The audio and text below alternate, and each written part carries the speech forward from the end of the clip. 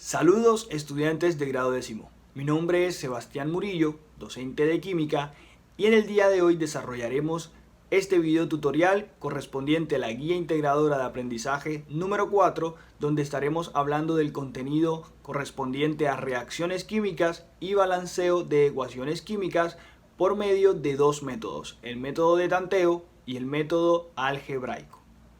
Inicialmente comenzaremos con una reflexión sobre el valor de la confianza. Esta frase que nos dice que la confianza es una apuesta que hacemos en el presente con referencia en el futuro, pero basada en el pasado. Recuerden, chicos, que es muy importante que tengan en cuenta que la primera persona y única persona obligada a confiar en ustedes es esa persona que ustedes observan cuando están frente a un espejo. Ahora sí, comencemos. Inicialmente estaremos hablando acerca de las reacciones químicas.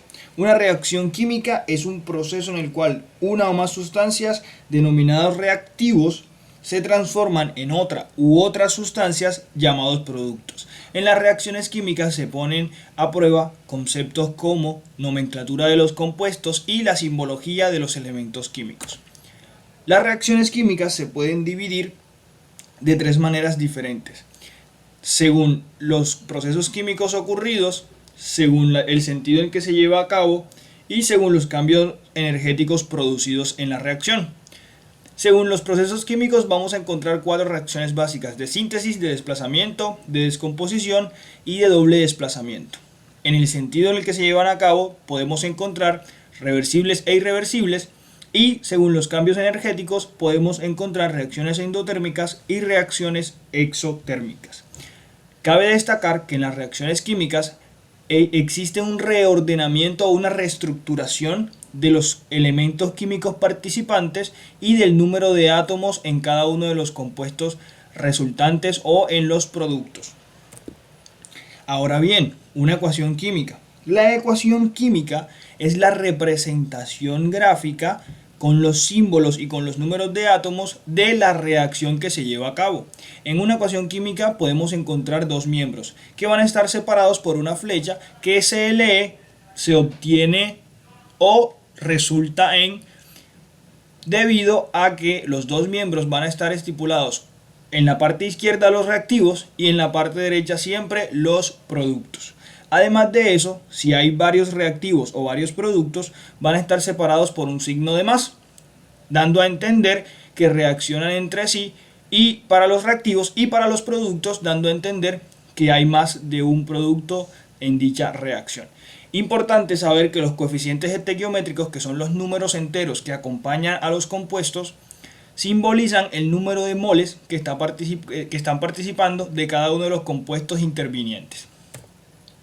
Para tener en cuenta debemos saber que la ley de la conservación de la materia dice que la materia no se crea ni se destruye, sino que se transforma. Por ende, lo mismo que está en los reactivos en cuanto a número de átomos de los elementos debe estar dado en los productos también. Para eso más adelante hablaremos del balanceo de las ecuaciones químicas.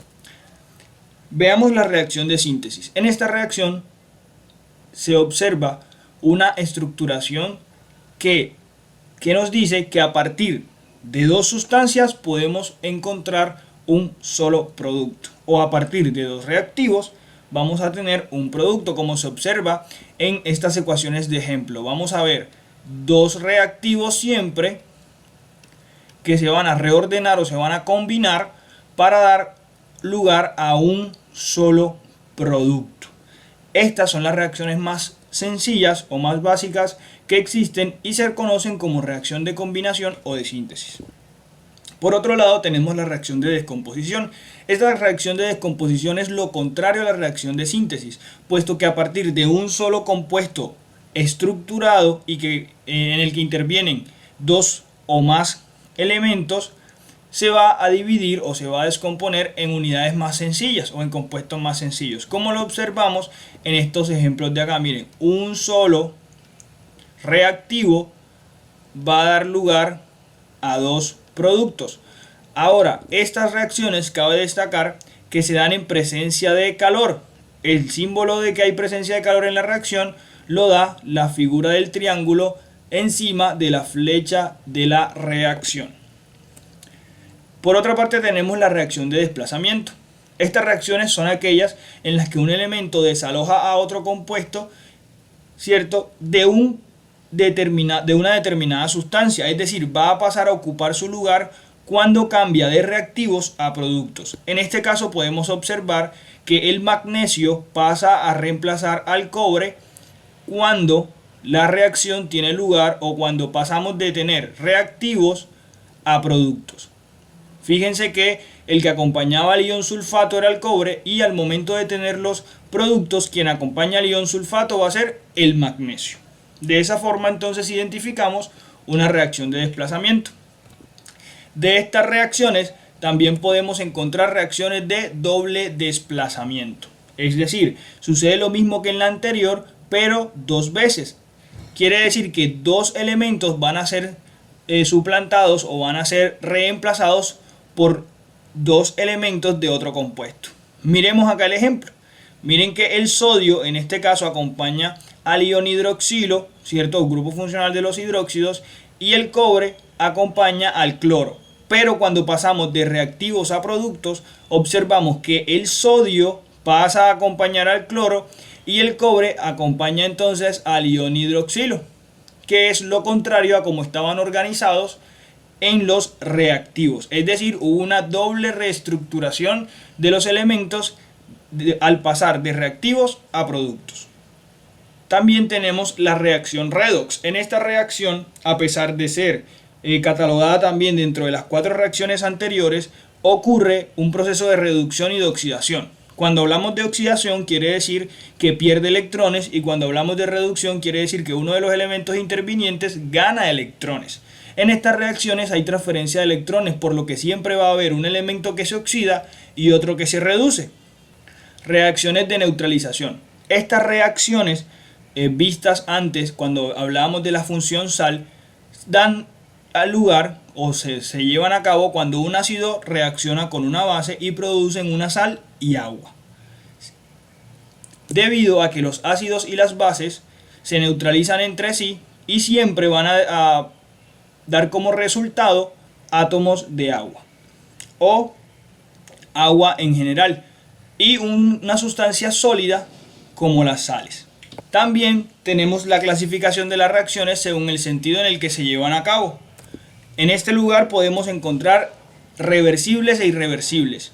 La única diferencia entre las dos reacciones es que en la reversible los elementos o sustancias que participan en los reactivos y luego dan lugar a los productos se puede volver a dar cuando los productos vuelvan a ser reactivos, es decir, puede ser en contraflujo. Pero las reacciones irreversibles, que son las que comúnmente nosotros conocemos, una vez los reactivos reaccionan y dan lugar a los productos, no es posible que ellos vuelvan a su lugar inicial. Las reacciones también se pueden clasificar según los cambios energéticos producidos. Acá vamos a tener dos tipos de reacción. En primer lugar, la reacción endotérmica. Esta reacción se caracteriza porque necesita absorber energía para dar lugar, y son las reacciones como las reacciones de descomposición que necesitan calor o necesitan energía para poder llegar a los productos. En este caso, todas las que nosotros estamos viendo acá necesitan energía en forma de calor. El calor es generalmente simbolizado por ese triángulo que se ve dentro de las reacciones. También tenemos reacciones exotérmicas. Este tipo de reacciones se caracterizan porque no absorben, sino que liberan energía al tener lugar. En este tipo de reacción podemos ubicar deliberadamente a las reacciones de combustión, puesto que una vez las reacciones de combustión tienen lugar, van a desprender calor y eso es una forma de energía. Acá en los ejemplos estamos viendo que nuevamente en los reactivos no necesita nada de energía, pero al momento de llegar a la parte de los productos va a soltar energía, el balanceo o ajuste de ecuaciones químicas. Este proceso obedece al cumplimiento de la ley de conservación de la materia, que nos dice que todo lo que hay en los reactivos debe estar en los productos, hablando no de la misma estructura, sino de la cantidad de materia que hay reaccionando. El balanceo de ecuaciones puede darse por dos métodos, que estudiaremos en este caso: balanceo de ecuaciones por tanteo o simple inspección, el cual tiene los siguientes aspectos generales. se debe cumplir siempre con la ley de conservación de la materia y siempre se debe cambiar los coeficientes estequiométricos y nunca cambiar los subíndices. Recordemos que los subíndices lo que demuestran es la cantidad de átomos que está participando de cada uno de los elementos intervinientes.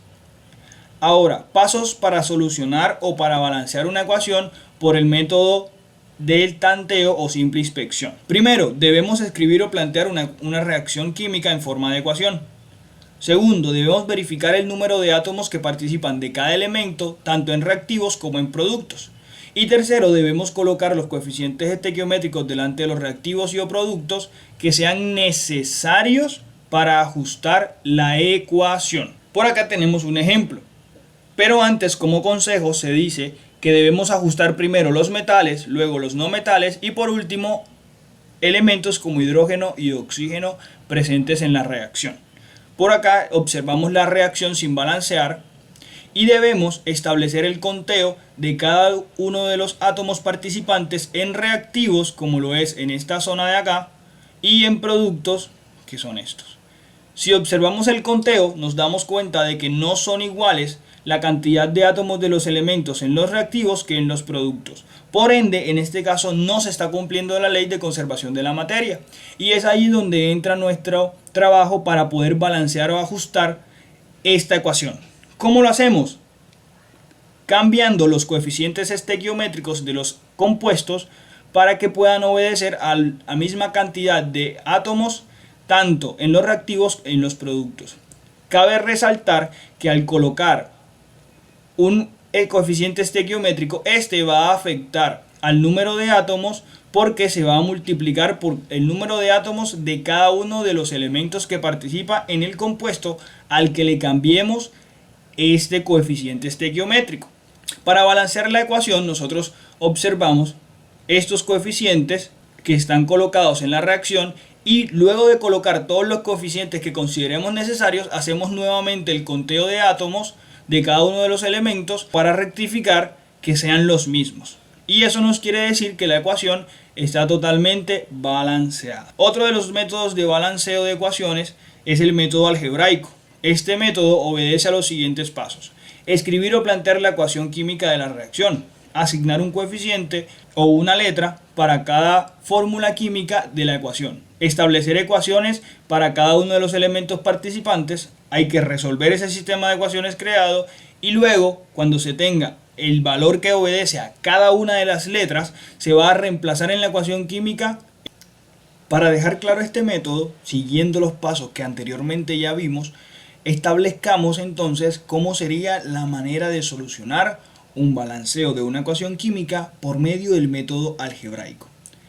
Teniendo esta ecuación que vemos en pantalla, donde va a reaccionar el carburo de calcio con agua para formar hidróxido de calcio y acetileno, que es el compuesto final, nosotros debemos establecer primero, ¿cierto?, la ecuación química, donde ya la estamos viendo. Segundo, debemos entonces asignar una letra a cada uno de los compuestos participantes: compuesto A, compuesto B, compuesto C y compuesto D.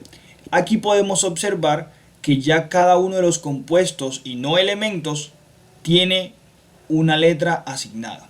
Luego de eso, yo voy a asignar una ecuación por elemento participante. En este caso, los elementos participantes son el calcio, el carbono, el hidrógeno y el oxígeno.